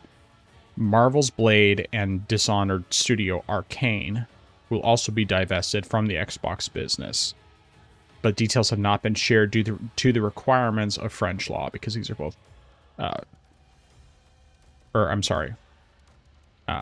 this is one studio that made Dishonored and is also making Marvel's Blade, but they haven't shared the details of who bought the studio because it's a French studio, and French law, for whatever reason, they can't give that information yet.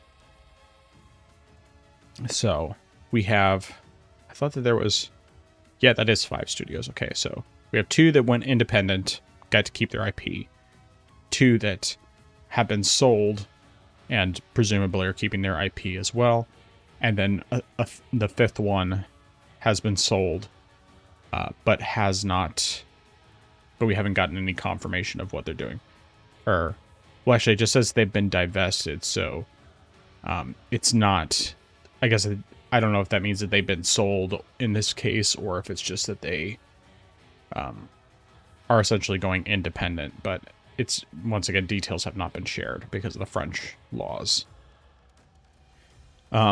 Very last thing, are a couple other things with this. So a big thing that they're doing with all these layoffs is they're trying to do major restructuring.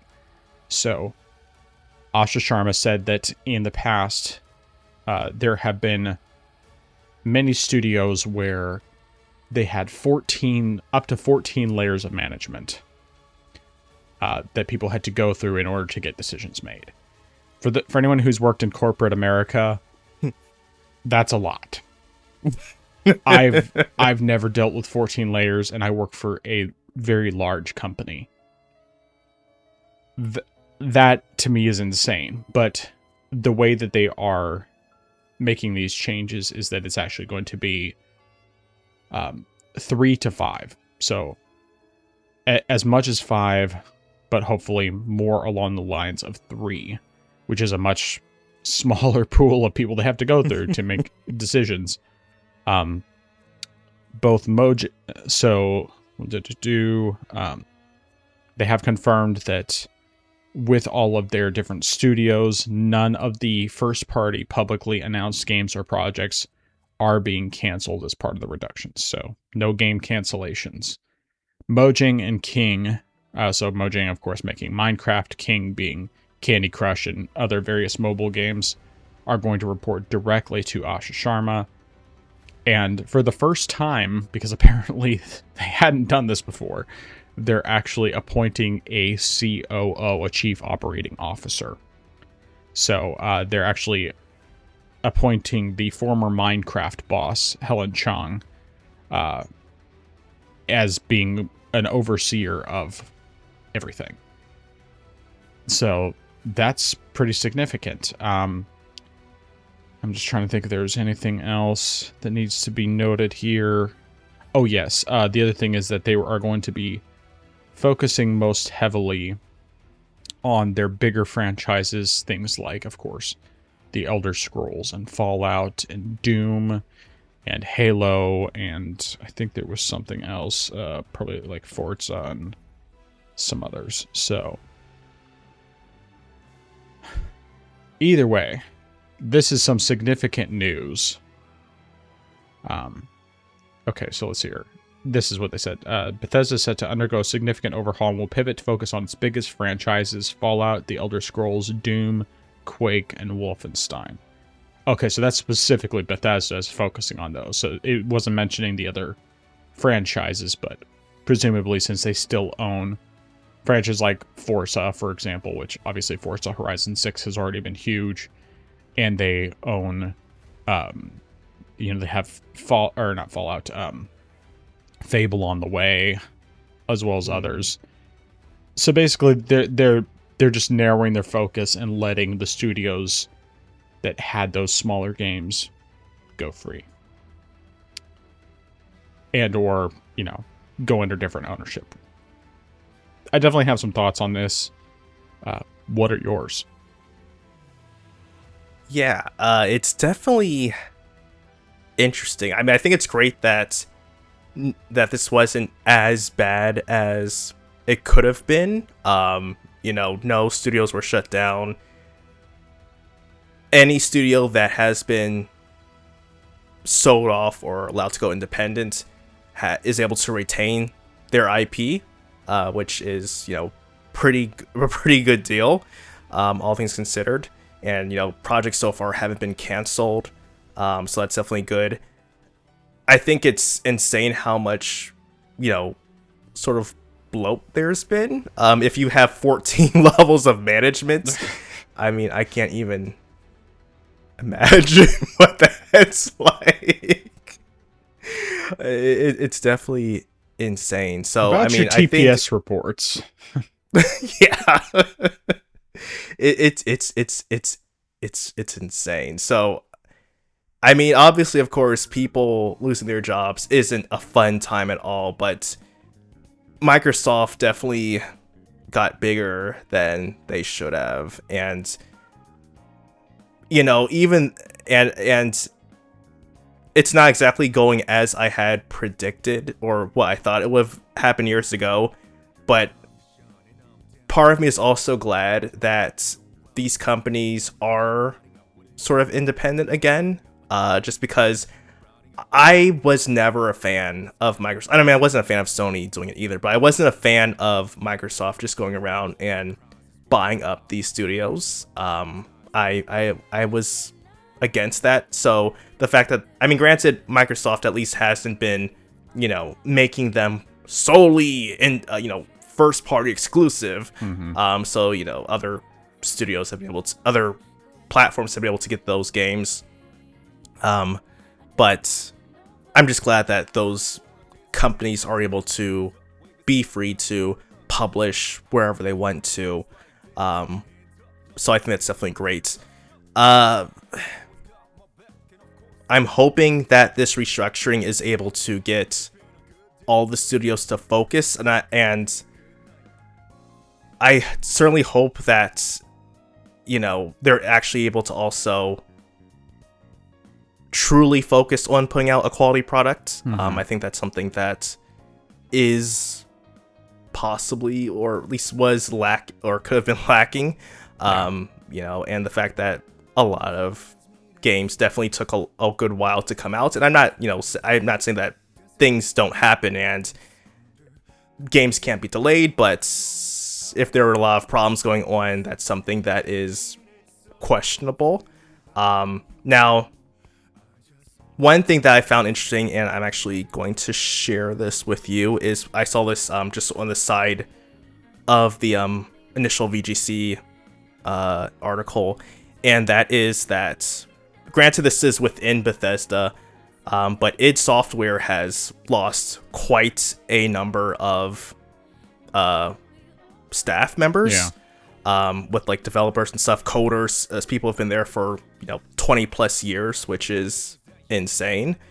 And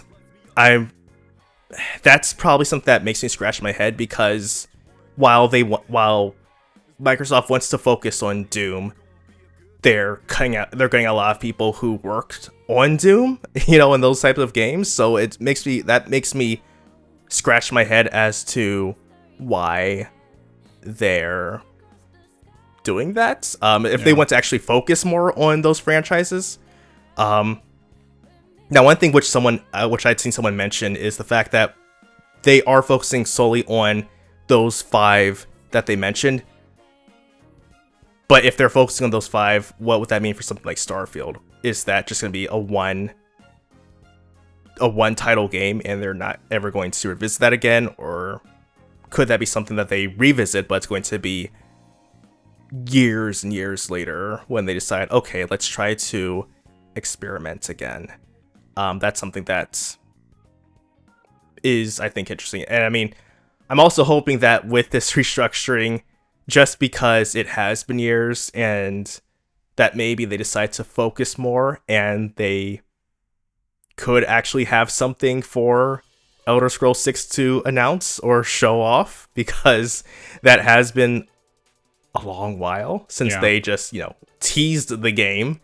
Um, so, I think maybe Asha Sharma is thinking, okay, you guys have had long enough to at least have something presentable, and you haven't done it, or at least you haven't had anything to show off. And granted, I think also that was just on Bethesda for announcing something way too early. But if you're going to do something like that, then you should be able to back it up relatively soon. But yeah, I mean, all in all, I think this isn't too bad of a thing, especially since, like I said, all the studios are here.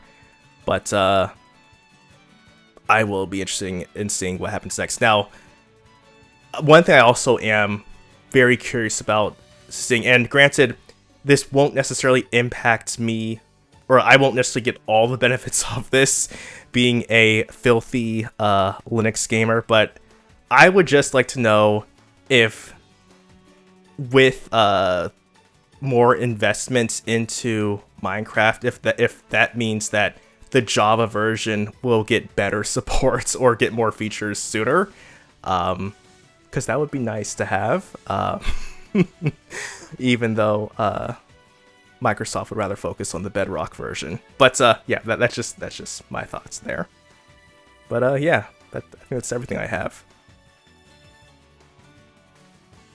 Yeah, I think this news is probably, honestly, the best case scenario we could have expected, given the fact that there was all these rumors of layoffs and shutdowns and everything else. Especially because all these studios are able to leave without losing the work that they put in. And the other thing is, because of the fact that they don't have that infinite money glitch of Microsoft or Game Pass money, the extra Game Pass funds, they really have to tighten things up, and they have to make their games in a more reasonable amount of time, because otherwise they are going to have to shut down. Microsoft is basically, it's kind of like, when we're kids and then we leave our parents' house, and we have to go and do things on our own. It's like, they're going to have to figure it out. And these studios, I think actually every one of them used to be independent anyway. So, like Arcane, I'm not entirely sure. Like, I know that they've been under ZeniMax for a long time. But they certainly, I think, have the greatest potential, and of course I really look forward to seeing what they do with Blade. Though part of me worries that PlayStation's going to end up buying Arcane, and then Blade is going to end up being a PlayStation exclusive. I could see that happening. I mean, I don't think it will, but I could see it happening, and I would be disappointed. That would be one PlayStation game I'd be like, how dare you? How dare you? But yeah, I think it's good to give these studios the ability to just move on and do their things on their own, and hopefully they can do what they need to do. I mean, like, we know Senua, are both Ninja Theory and Undead Labs, they have their basics out there of what they've been working on, and the fact that they've been purchased just basically says, hey, they're going to be able to continue. They may not necessarily have all the money that Microsoft was giving them, and if they don't put out something quickly, who knows if the other owners are going to put up with it. Yeah, because Microsoft was obviously very hands-off, and I definitely see kind of both sides on how that works, because sometimes that can be good because you give them the freedom to actually work, to let them cook, but then there's other times where you give them too much freedom and they just don't do anything. And the fact that some of these studios, took 8 years to put out a game, and it wasn't a game that sold well, that doesn't really help. So I'm definitely curious to see how all this is going to turn out, but I do think overall this is positive. Now, lots of people losing their jobs, obviously that's not good. But at least in some cases, that really is just managers who didn't need to be there. And I heard this from someone, I don't know if this is actually confirmed, but because these people who have been let go are all getting severance, my understanding is that they'd actually be getting like 6 months of severance. So they'd at least have some money to help them make the transition, find another job and all that. So if that's the case, then great, at least there's that. But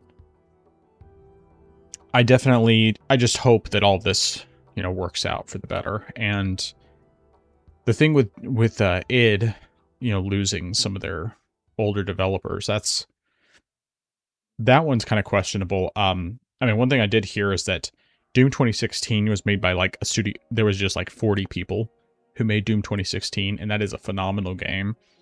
So I'm hoping that maybe trimming the fat will just help them to focus a little bit more. I mean, I think id has really just put out great games in general. I mean, you have Doom 2016 and Doom Eternal and even Doom the Dark Ages, which despite the fact that people have said it's not quite as good as the other ones, they've still, in general, said it's a really good game. And I mean, obviously they have lots of other stuff, and I don't know, there's a lot of things that I look at and I see, okay, I think that this trying to focus things could be really beneficial for Xbox. And I would like to see them start like really competing in a more serious way. Not because of the fact that I'm an Xbox fan. I've never had an Xbox. I don't really care from that standpoint. But because of the fact that it does benefit. And PlayStation does need more competition. Now, I have heard some say that the reason PlayStation is raising their game prices is because Xbox didn't provide enough competition, because obviously it's Xbox's fault. But I would like to see them compete in some way, because obviously they haven't been able to compete fully. They just haven't. Even though I do think Game Pass is a far better service than PlayStation Plus, it's just something that like they haven't been able to compete, and they haven't been able to sell consoles. And of course, the Xbox tax certainly hasn't helped anything. But I think the biggest problem has really just been that Xbox has not done a good job with how they've managed everything. And hopefully with all these changes, that will be different. As far as Bethesda and Starfield, I don't think that we'll ever see another Starfield game. Especially with how slow they've been putting out these games. I mean, Starfield took forever. I mean, that was announced the same time as Elder Scrolls 6, and it came out in 2023. So it's been out for a while. I mean, now it's been out almost 3 years. But it took, like 5 years from the time, 5 or 6 years from the time they announced it. And it might have actually been longer. I can't remember if it was 2016 or 2018 that they first announced Starfield. And it had been rumored before that, but yeah, so it took quite a while to get Starfield out. Elder Scrolls 6, if they've done anything with it, it's minimal. And Fallout, apart from Fallout 76, we haven't had any new Fallout since Fallout 4. And yeah, I mean, Doom, thankfully Doom's been getting games. But Quake, I don't know when Quake got its last game. Wolfenstein, I mean, it's been a while, though. The last game, or well, I guess it was more of a DLC for the base game. Maybe it was a full game, but where you play as the whatever his name is, his twin daughters. I heard that was pretty terrible. And other people have said Wolfenstein 2 wasn't very good either, but I heard less negativity about that than I did about whatever the other one was called. So yeah, I mean, like, overall, I think that this is a potentially positive thing. It's certainly a whole lot better than I was expecting, because honestly, I was just prepared to see studios close, but seeing them not close and be able to retain their IPs, I think is fantastic. And I'm sure that all of their games that were previously announced will still be coming to Game Pass, because Microsoft basically gave them money to help them develop these things early on, and even if for some reason they didn't do it from that standpoint, I'm sure Microsoft will be like, hey, we're going to give you a check so that you can put these games in Game Pass day one, and then it'll still work out for them. But yeah, that is all I have to say on that topic. Same here. All right, we have one final topic for tonight, and this one, I imagine we probably won't have a lot to say about it, but it's a very positive thing in my book. Assuming the price is not ridiculous when it actually gets revealed, but there was a listing with the Brazilian government. I can't remember the exact source of it. Metroid Ravenous. And let me find that source real quick here, just so I could get the more specific information, because I mean there's not much to it. It just appeared on the Brazilian ratings board, so it was filed by something related to the Brazilian government, and I think it's pretty safe to assume, especially because I believe Mercury Steam might even be Brazilian. I can't remember. I might be wrong on that. But this is a Mercury Steam project. So, follow-up to Metroid Dread. And considering the way that Metroid Dread ended, the idea that Samus might be rather ravenous seems like very, very possible. And this isn't just like, oh, this isn't a rumor from someone. This is a rating in Brazil. So, what are your thoughts? As the guy who no longer has a Switch. I am very confident this is a thing. I also just want to quickly insert, wow, we got Metroid 6 revealed before GTA 6 released. Wow, Metroid 6 is we really actually crazy had to think about that. I mean, you think about it, we've had a bunch of Metroid games since GTA 5 came out. Yeah. It's crazy to think about in that sense. I definitely think this is a real thing. I am very interested in what happens, not only because of the reason you mentioned, I mean, primarily because of the reason you mentioned with the way Metroid's Dread ended, but also because of one other thing that happened at the end of the game that really didn't make sense to me because of what we know about a certain entity or entities from Fusion. It just didn't really make sense to me why that one thing happened. So I really wanted to have more of an understanding of that thing.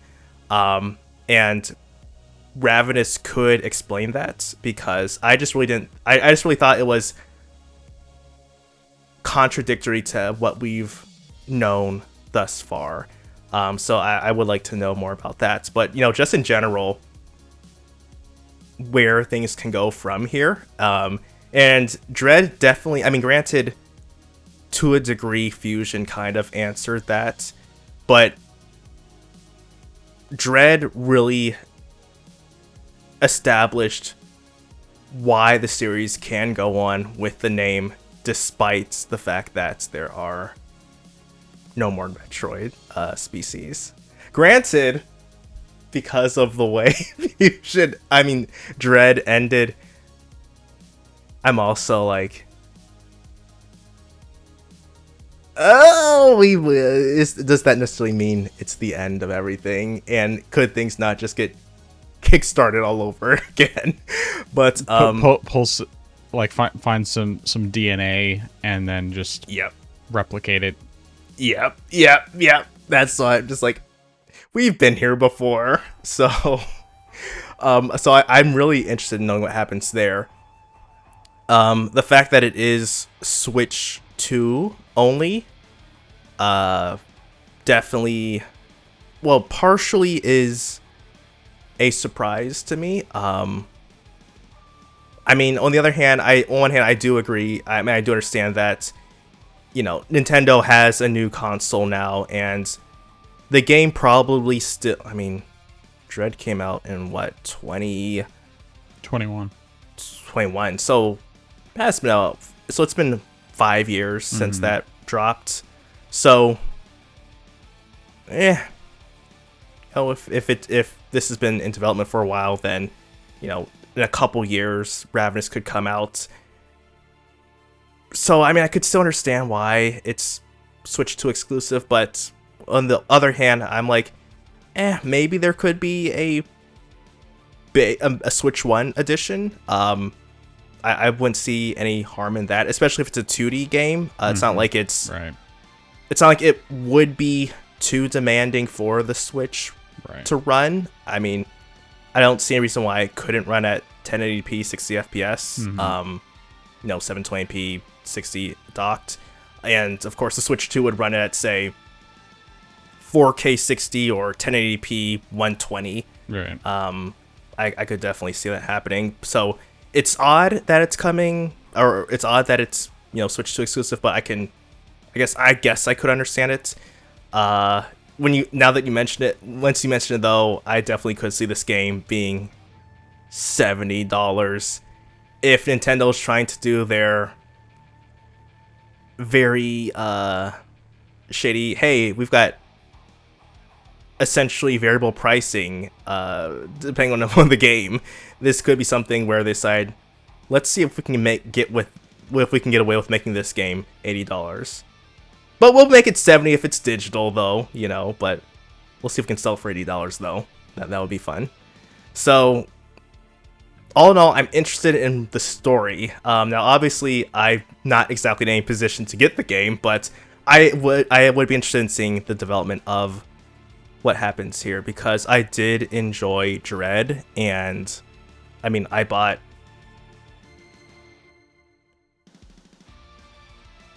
either 4 or 5 copies of the game. I can't remember. Now, part of it was because of special edition, basic edition, and then also getting pre-orders from different places as well, which is why. And also, I pre-ordered the Japanese special edition because the American edition ran out. Although later on I did go and find a copy, or I did find the American edition of the special edition available, so I went ahead and bought that as well. But yeah, to say that I didn't support the game is definitely a lie. But yeah, you're the real reason why it was the best-selling Metroid game ever. Yep, I'm guilty as charged. But yeah, I think this is definitely true, and I look forward to seeing what happens from here. Yeah, definitely. I don't see anything in the listing that indicates that it's actually Switch 2. It doesn't. I don't see anything about that. All I see is it just says Metroid Ravenous. I don't see anything about Switch or Switch 2. And I mean, granted, I don't know the Brazilian Portuguese, so I couldn't tell you for sure, you know, like what that is. But I don't see anything that indicates that it's specifically Switch or Switch 2, even though, I mean, it will obviously be on Switch 2.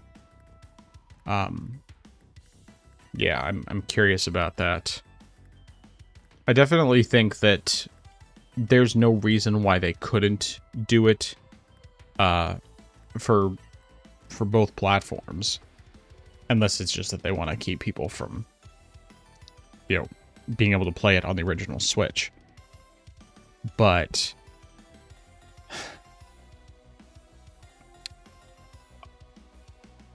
the main thing with this is that of course, I'm very excited, you know, for this, because Mercury Steam has been fantastic for making Metroid games. Dread was really one of the best games that Metroid has had. And I mean, like, I can't think of much of anything really to complain about with Metroid, or I mean with Dread. Like, not that it was a perfect game. I still like there's others that I like better, but even with that being said, like, it really just was such a well-made game across the board. And I look forward to seeing what presumably Mercury Steam is going to be doing with Metroid Ravenous.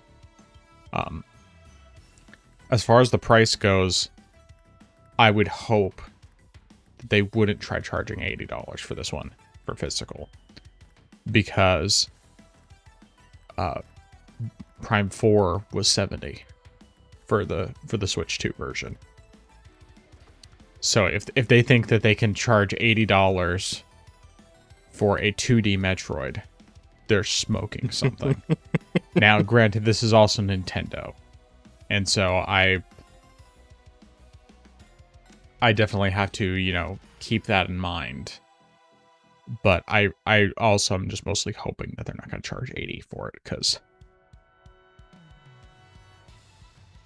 I will definitely get this physical, but I do not want to spend $80 physical. $70 is really pushing it for me. Though, of course, if Amazon does what they've done with the other launch prices for the physical games, then theoretically it should only be $60 on Amazon. I mean, if it's $60 on the eShop and then $70 for physical, Amazon should be able to get $60 pre-ordering there. And I'd be willing to do that. $60 I'm okay with. Like, I would prefer not spending that much, obviously, but $60 is much easier to swallow than $70. And this is one, I mean, like, if it's Switch 2 exclusive, obviously I would have to get the Switch 2 version.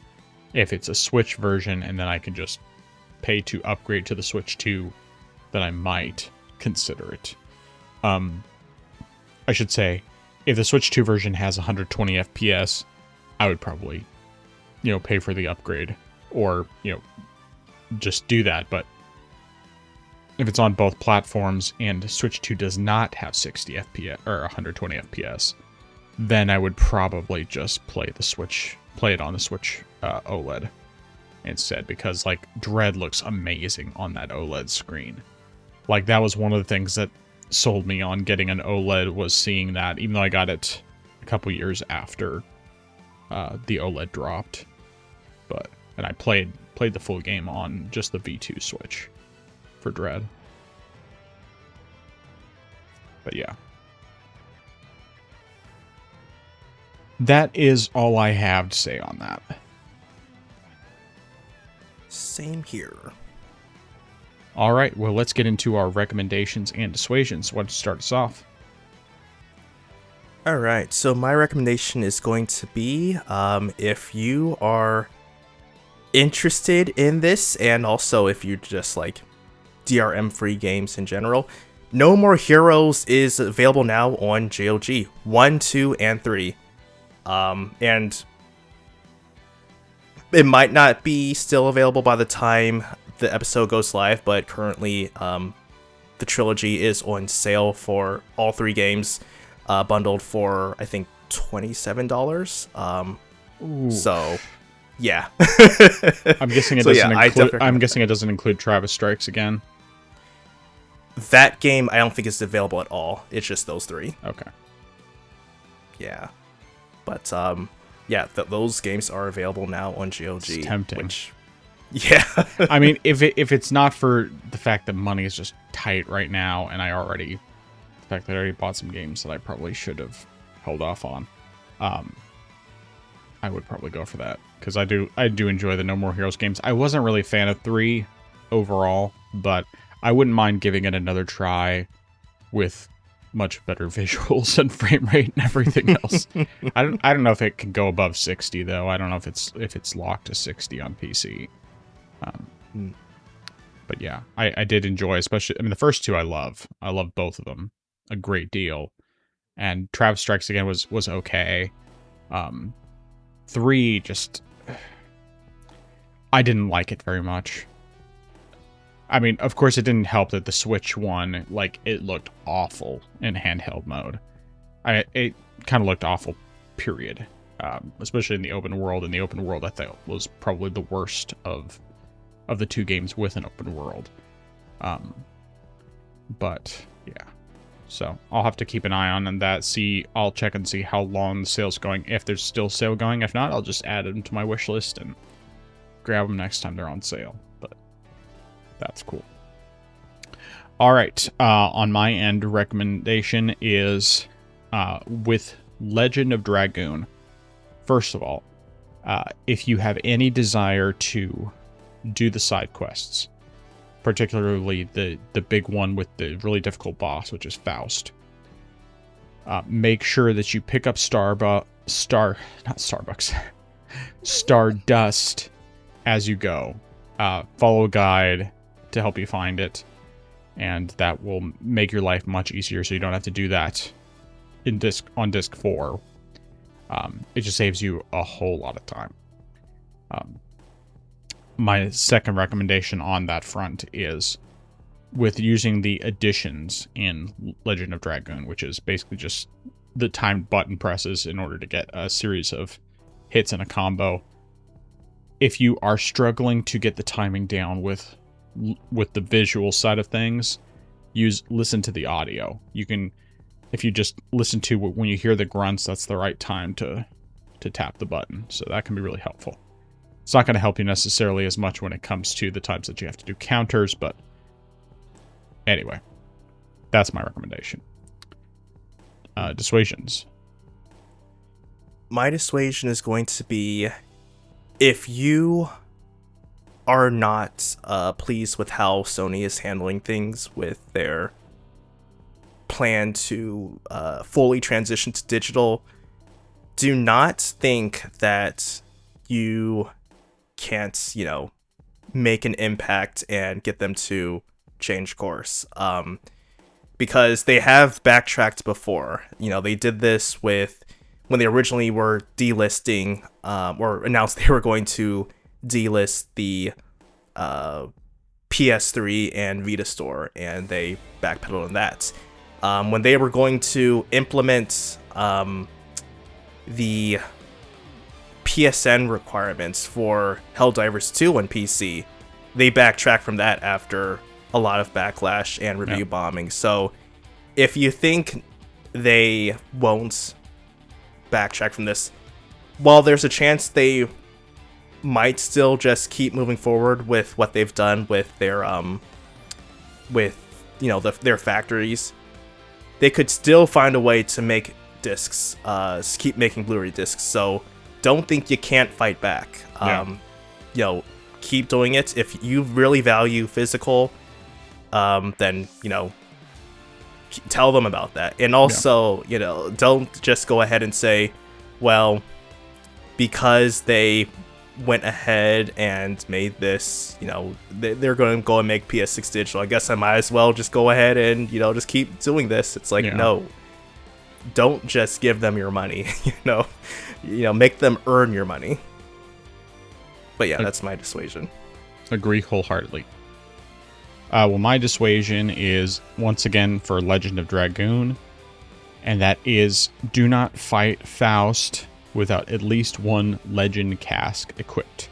They're expensive, but they make all the difference in the world, and it's pretty much the only way that you can win that fight, because he just does way too much damage otherwise. But, of course, I also have to agree with all of your dissuasion related to the PlayStation stuff, so... Agreed. All right, where can people find you? They can find me on my channel. I am Xeracon. That's IAMXERACON. So youtube.com/@IamXeracon. No new content right now. I still have to go ahead and do recording stuff. I'm not entirely certain how things are going to be going with me this weekend, so I don't know what that's going to be like, but we'll see when something new comes out there. Then I also have my other channel, Justin's Bible Blog. That's @Justin's Bible Blog.